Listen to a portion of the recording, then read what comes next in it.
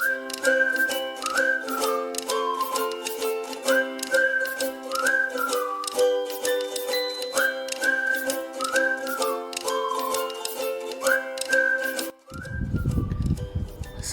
warahmatullahi wabarakatuh.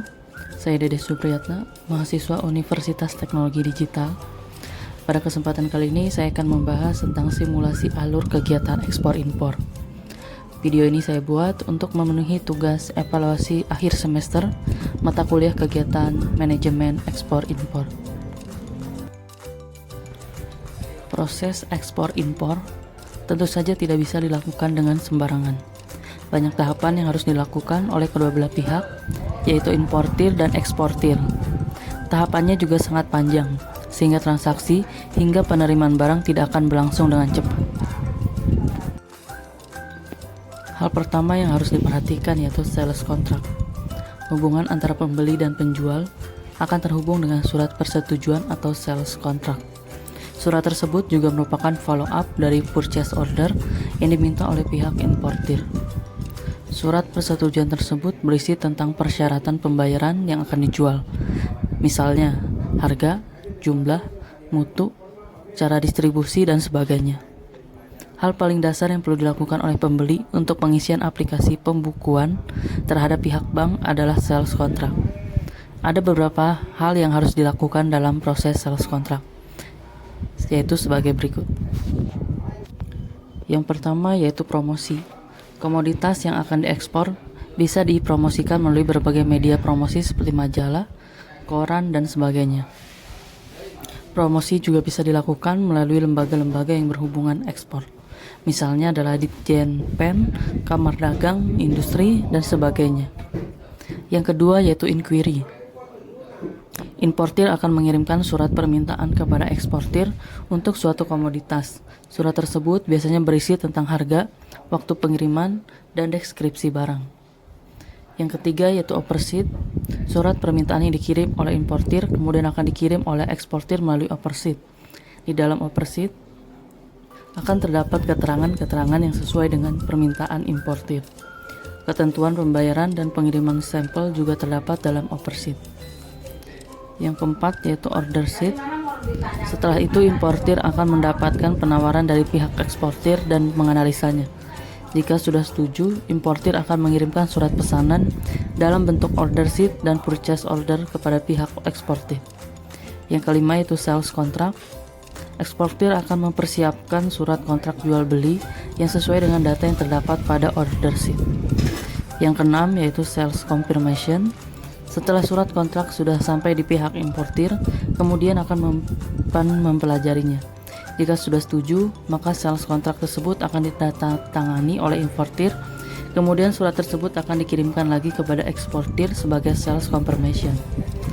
Pada tahapan sebelumnya, eksportir akan mengirimkan dua kontrak jual beli di mana yang satunya akan ditandatangani oleh pihak importir, sementara yang satunya lagi akan disimpan oleh pihak importir. LC opening process. LC atau letter of credit merupakan jaminan yang berasal dari pihak bank penerbit kepada eksportir. Jaminan tersebut sesuai dengan instruksi dari pihak importir untuk melakukan pembayaran dengan jumlah nominal tertentu. Pembayaran itu dilakukan dengan jangka waktu tertentu yang sesuai dengan penyerahan dokumen yang diminta oleh importir. Untuk proses LC bisa sendiri, salah satunya yaitu dengan cara permintaan bank devisa.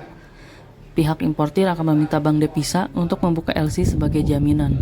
Dana yang akan dibayarkan kepada pihak eksportir harus sesuai dengan kesepakatan yang tertera pada sales contract. LC yang dibuat adalah atas nama eksportir, orang, dan badan lain yang ditunjuk oleh eksportir. Yang kedua yaitu proses pembukuan. Proses pembukuan LC akan dilakukan melalui koresponden di outpacing bank yang berada di negara eksportir. Proses ini akan dilakukan dengan bantuan media elektronik, sementara penegasannya dalam bentuk tertulisnya akan tertuang di dalam bentuk LC confirmation. Yang ketiga yaitu pemeriksaan keabsahan LC confirmation. LC confirmation yang berasal dari opening akan diperiksa keabsahannya oleh outpacing bank. Jika sudah sesuai, maka outpacing bank akan mengirimkan surat pengantar atau LC advice kepada eksportir yang berhak menerima surat tersebut. Advising bank juga bisa berperan sebagai confirming bank jika diminta oleh offending bank untuk menjamin pembayaran yang sesuai dengan LC.